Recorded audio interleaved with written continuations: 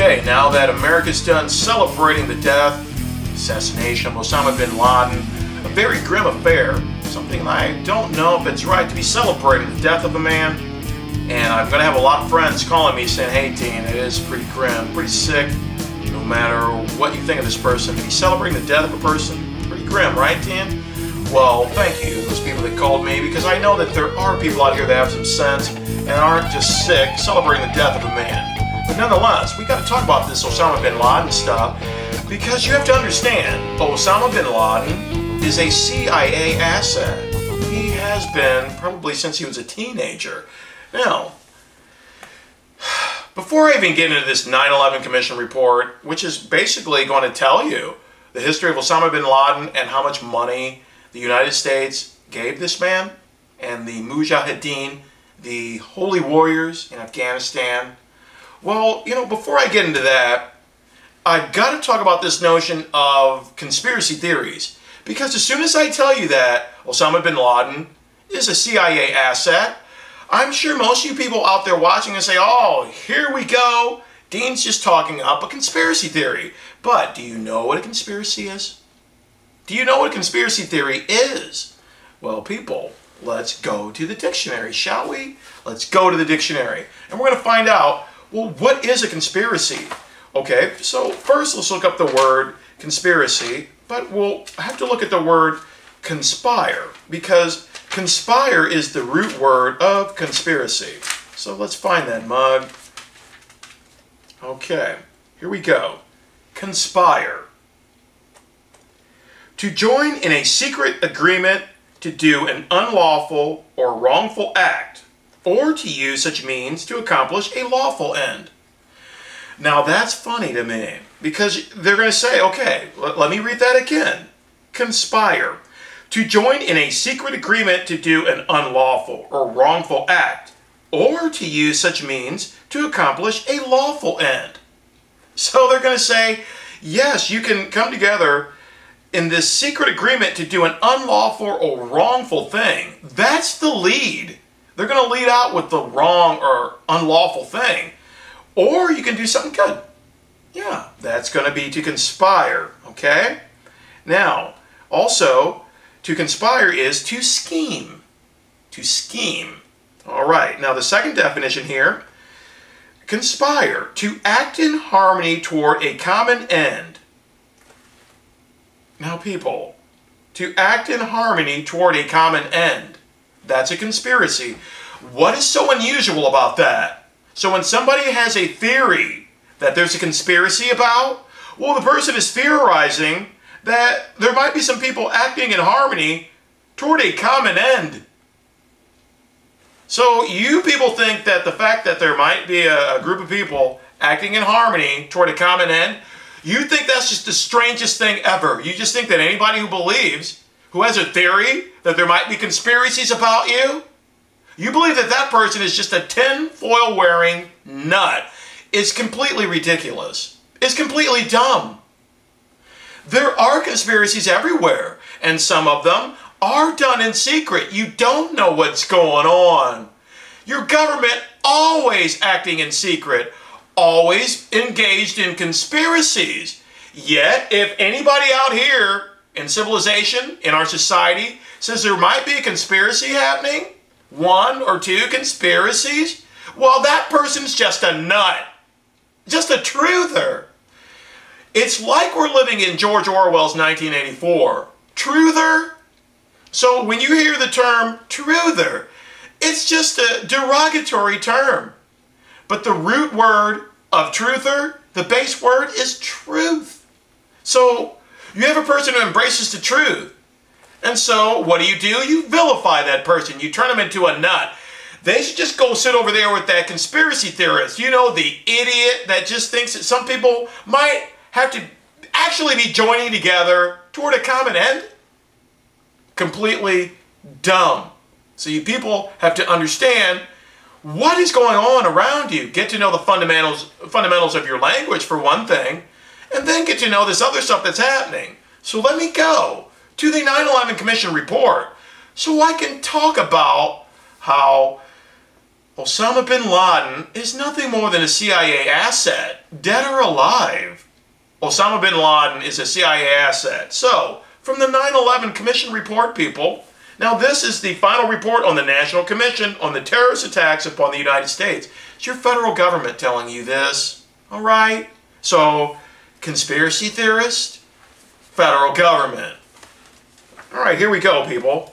So, this is going to be in the chapter about the rise of bin Laden and Al-Qaeda, okay? So, a decade of conflict in Afghanistan from 1979 to 1989 gave Islamist extremists a rallying point and training field, okay? A decade of conflict in Afghanistan. Now, you understand that the United States has been in Afghanistan warring, killing these people for 10 years now. But I'm talking 10 years back in 1979 to 1989, okay? Well, that's when you're going to have a communist government in Afghanistan gaining power. So the Soviet Union gaining power in 1978, but unable to establish enduring control. At the end of 1979, the Soviet government sent in military units to ensure that the country would remain securely under Moscow's influence. So in 1979, the Soviet Union, you know, Russia, Moscow, they sent in military units into Afghanistan. The response to this military invasion was an Afghan national resistance movement that defeated Soviet forces. Okay? Yeah. So, young Muslims from around the world flocked to Afghanistan to join as volunteers in what became seen as a holy war, a jihad, against an invader, the Soviet Union. The largest numbers came from the Middle East. Some were Saudis, and among them was Osama bin Laden. Okay? Saudi Arabian. 23 when he arrived in Afghanistan in 1980, bin Laden was the 17th of 57 children of a Saudi construction magnate. Osama bin Laden, rich kid. His dad's got the big construction money in Saudi Arabia. Rich kid, Osama bin Laden.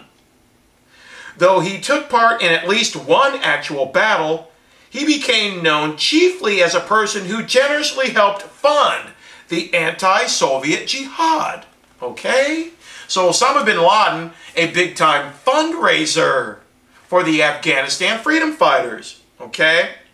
So bin Laden understood better than most of the volunteers the extent to which the continuation and eventual success of the jihad in Afghanistan depended on an increasingly complex, almost worldwide organization. Osama bin Laden knew that he couldn't just be getting all his money from his old man. They're going to have to be getting money from around the world. The organization included a financial support network that came to be known as the Golden Chain. The Golden Chain. Put together mainly by financiers in Saudi Arabia and the Persian Gulf states. Donations flowed through charities or other non-governmental organizations, the Golden Chain, whose agents roamed world markets to buy arms and supplies for the Mujahideen, or Holy Warriors. The Mujahideen, Holy Warriors. Okay? All right. Mosques, schools, and boarding houses served as recruiting stations in many parts of the world, including the United States. Including the United States. Some were set up by Islamist extremists or their financial backers. Bin Laden had an important part in this activity. He and the cleric Azam had joined in creating a Bureau of Services, also known as the Mektab al-Khidmat, or MAC, the M-A-K, the MAC, which channeled recruits into Afghanistan. All right? The international environment for bin Laden's efforts was ideal. Saudi Arabia and the United States supplied billions of dollars worth of secret assistance to rebel groups in Afghanistan fighting the Soviet occupation. Let me read that again. Saudi Arabia and the United States supplied billions of dollars worth of secret assistance to rebel groups in Afghanistan fighting the Soviet occupation. So Saudi Arabia and the United States funneled billions of dollars. This assistance was funneled through Pakistan. The Pakistani military intelligence services helped train the rebels and distribute the arms. But bin Laden and his comrades had their own sources of support and training, and they received little or no assistance from the United States. And that's BS. That's just something that the 9/11 Commission just threw in there. You know, but even if bin Laden received little of those billions from the United States, that'll at least be a few million. So he got something. April 1988 brought victory for the Afghan jihad. Moscow declared it would pull its military forces out of Afghanistan within the next 9 months. As the Soviets began their withdrawal, the jihad's leaders debated what to do next. So bin Laden and Azam, you know, the cleric, agreed that the organization successfully created for Afghanistan should not be allowed to dissolve. Oh no! Why would we want to give up this pipeline of billions of dollars? Why would we want to give that up? Got money coming from the Saudis and the United States and all over the world. Why would we want to stop that? Okay? So they established what they called a base or foundation, Al-Qaeda. Al-Qaeda means base, foundation, okay? But this is going to say it's a potential general headquarters for future jihad. But when you go to this next tome, The Rise of the Fourth Reich, by my boy Jim Marrs, I love this book, great book. Well, he's going to let you know that, well, Al-Qaeda is not so much a place as much as it is a CIA database. Now, Jim Marrs is going to talk about the Muslim Brotherhood. And he's going to talk about Al-Qaeda, all of this stuff, okay? So, you're going to have Jim Marrs, he talks to John Loftus. Now, he's a former U.S. attorney, John Loftus. So, according to John Loftus, the connection between Muslim fanatics and Nazis began with Muslim Brotherhood founder Hassan al-Banna, who formed a group of Egyptian youth dedicated to social reform and Islamic morals. Okay? In the 1920s, this young Egyptian named al-Banna formed this nationalist group called the Muslim Brotherhood. In the 1920s, al-Banna was a devout admirer of Adolf Hitler and wrote to him frequently. So persistent was he in his admiration of the new Nazi party that in the 1930s, al-Banna and the Muslim Brotherhood became a secret arm of Nazi intelligence. This is what John Loftus says. According to Jim Marrs, John Loftus, the former U.S. attorney, had unprecedented access to secret U.S. government and NATO intelligence files. Okay, so these Arab Nazis, the Muslim Brotherhood, had much in common with the new Nazi doctrines. They hated Jews, they hated democracy, and they hated Western culture. It became the official policy of the Third Reich to secretly develop the Muslim Brotherhood as the fifth parliament, an army inside Egypt. Okay? After World War II, the Muslim Brotherhood and its German intelligence handlers were sought for war crimes, as they were not considered regular military units. Following arrests in Cairo, captured Brotherhood members were turned over to the British Secret Service, who hired them to fight against the infant state of Israel in 1948. Huh? The British Secret Service hired captured Muslim Brotherhood members to fight against the infant state of Israel in 1948. So, Loftus stated, only a few people in the Mossad know this, the Israeli intelligence. Only a few people in the Mossad know this, but many of the members of the Arab armies and terrorist groups that tried to strangle the infant state of Israel were the Arab Nazis of the Muslim Brotherhood. What the British did then, they sold the Arab Nazis to the predecessor of what became the CIA. It may sound stupid, it may sound evil, but it did happen. The idea was that we were going to use the Arab Nazis in the Middle East as a counterweight to the Arab communists. So it's kind of like, you know, when I read in the 9/11 Commission report that the United States was funding the Afghanistan Mujahideen holy warriors because they just happened to be fighting off the Soviet Union. You know, the whole, the enemy of my enemy is my friend. So the idea here was that we were going to use Arab Nazis in the Middle East as a counterweight to Arab communists. So the Arab Nazis, you know, the National Socialists, were going to fight the Arab communists. We need Nazis to fight communists. Doesn't that make sense? And that's what John Loftus is going to say. He's going to say, look, it may sound stupid, it may sound evil, but it did happen. Just as the Soviet Union was funding Arab communists, we would fund the Arab Nazis to fight against them. We kept the Muslim Brotherhood on our payroll. And he's talking about the U.S. doing this through the CIA. But the Egyptians became nervous. So the Egyptian president, Gamal Abdel Nasser, ordered all of the Muslim Brotherhood to get out of Egypt in 1954 or be imprisoned. During the 1950s, the CIA evacuated the Nazis of the Muslim Brotherhood to Saudi Arabia. They moved these monks from Egypt to Saudi Arabia.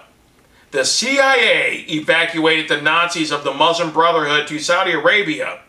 When they arrived in Saudi Arabia, one student of this Muslim Brotherhood was named Osama bin Laden. Osama bin Laden was taught by the Nazis of the Muslim Brotherhood who had emigrated to Saudi Arabia. Okay? And so it's going to say here that in 1979, the CIA drew fanatics from these Saudi Brotherhood members and sent them to Afghanistan to fight the Soviet Russians. The CIA in 1979 drew fanatics from these Saudi Muslim Brotherhood Nazis and sent them to Afghanistan to fight against the Soviet Russians.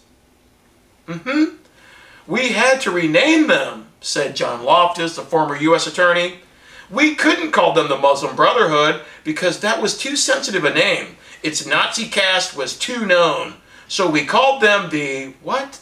The Maktab al-Khidmat il-Mujahideen. The MAK, the M-A-K. We left this army of Arab fascists in the field of Afghanistan. Once out of Afghanistan, the Mujahideen, the Holy Warriors, became known as Al-Qaeda, or the base.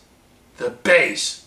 While many people still think the term base returns to some central headquarters, former British Foreign Secretary Robin Cook told the House of Commons the term actually referred to a computer database containing the names of Muslim activists, Mujahideen, and others long used by the CIA. Rise of the Fourth Reich. But I'm not done, people. Oh no, I'm not done. Got to get at least 3 sources on this stuff, but I've got more than that. So this is the punishment of virtue. The punishment of virtue. Yeah, this is Sarah Chayes. She used to be a National Public Radio correspondent. So this woman is going to be basically doing her reports in Afghanistan. In 2002, she realizes, look, this U.S. occupation, this is not right. So she actually stops reporting and she goes ahead and starts working for this nonprofit. Works for this nonprofit in Afghanistan. Okay? Just going to say here, I'm just going to read the flap first before I get to what I'm going to back up with Osama bin Laden just being a CIA asset. Just a CIA. Just the United States. Just playing war. Playing risk. Playing with all these lives and making you pay for it. All this death and destruction. And they sell it to you with all this nationalism. Well, in a perverse turn of events, the United States government and armed forces abetted the return to power of corrupt militia commanders as well as the re-infiltration of bands of Taliban forces supported by U.S. ally Pakistan. The United States just creating their own problems. It's like the movie Megamind. It's just like the movie Megamind. Okay? Now let me read in this book, The Punishment of Virtue by Sarah Chayes. When, a few years after the Soviet withdrawal, Washington and Moscow agreed to stop financing opposing factions in what had then degenerated into a savagely vengeful Afghan civil war, the Mujahideen Nights. The Soviets withdrew in 1989, so a few years after that, well, that's when Moscow and Washington agreed to stop financing opposing factions.